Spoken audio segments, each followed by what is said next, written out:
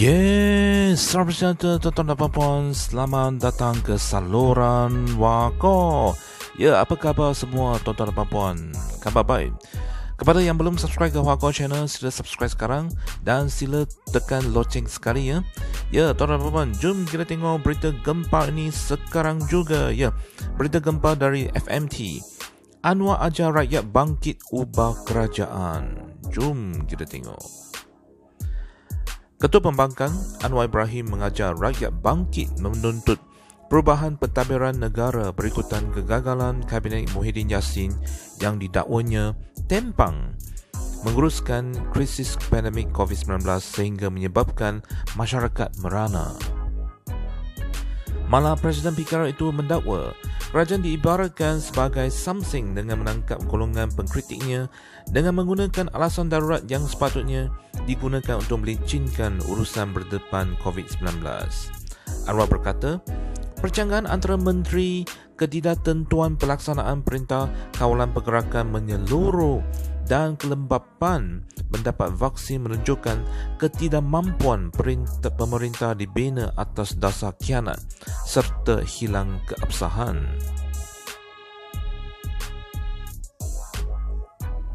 Nak kuasa tapi tidak boleh bekerja dengan teratur.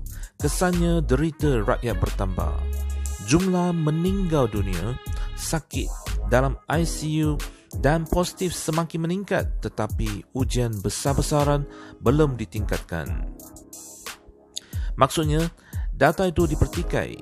Berdasarkan data analitik kita dibuat secara saintifik, ternyata data diberikan tidak tepat dan berlaku penipuan secara terang-terangan yang kemudiannya diperbetulkan. Katanya, ketika menyampaikan amanat khas Presiden PKR secara maya hari ini. Program itu bagi menggantikan perasmian Kongres PKR yang sepatutnya berlangsung pagi ini tetapi dinasihatkan ditangguhkan oleh Majlis Keselamatan Negara MKN ke 1 tarikh akan diumumkan. Anwar turut mempertikaikan tindakan kerajaan menghukum golongan pengkritiknya dengan menggunakan undang-undang darurat yang disifatkan sebagai satu penderaan kepada rakyat.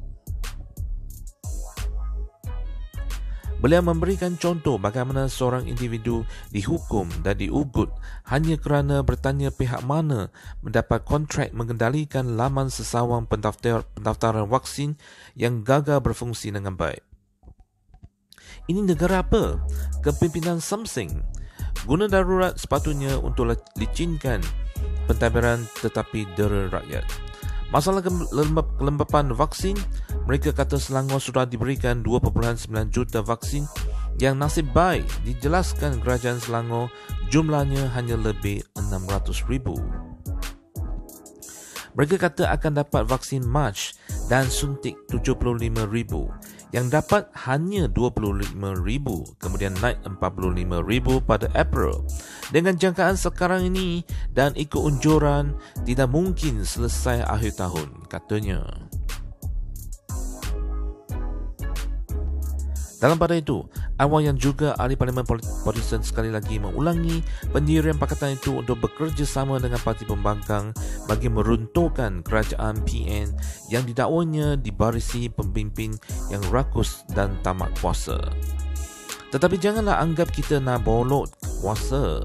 Kita perlu ada kesepakatan dalam semua aspek kerana kita lihat ada kesenjangan yang nyata dalam PN ketika ini.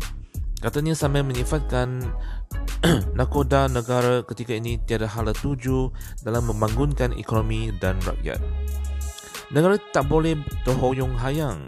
Kita kena tegas dan tak boleh bertolak ansur.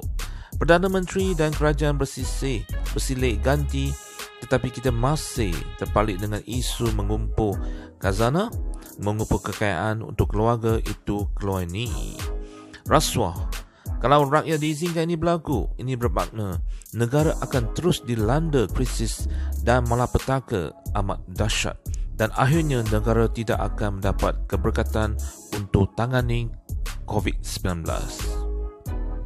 Ya tuan-tuan dan puan, sekian sajalah video kali ini dan kita akan jumpa pada video akan datang untuk mengetahui lebih tentang politik semasa di negara kita. Untuk ini, jangan lupa subscribe ke Hua Ko Channel. Subscribe sekarang. Sekian, terima kasih. Jumpa lagi.